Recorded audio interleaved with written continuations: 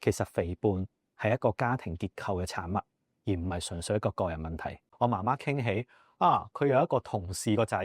去咗黃埔軍校度參加減肥營，好有效果，但係過程中好辛苦，每晚都打電話喊住咁同佢媽媽講：你帶我翻香港啦，好辛苦啊咁樣啦。不過真係瘦咗好多，大家估下翻到嚟香港之後佢變成點樣？我相信我啱啱咁樣問，大家都會知道個答案就係佢翻到嚟香港會打回原形。但係具體啲係點解呢？大家都可以想像，當佢喺黃埔軍校入邊有全新嘅環境，有教官嘅地獄式嘅一啲訓練，咁佢當然會有啲改變啦。但係翻到嚟香港同住嘅依舊係爸爸媽媽、婆婆嫲嫲，可能嗰個小朋友仍然透過過量進食去過量補償緊自己啲心理嘅需要。其實我哋可以用好多其他嘅標籤代替佢，可能係缺課啦，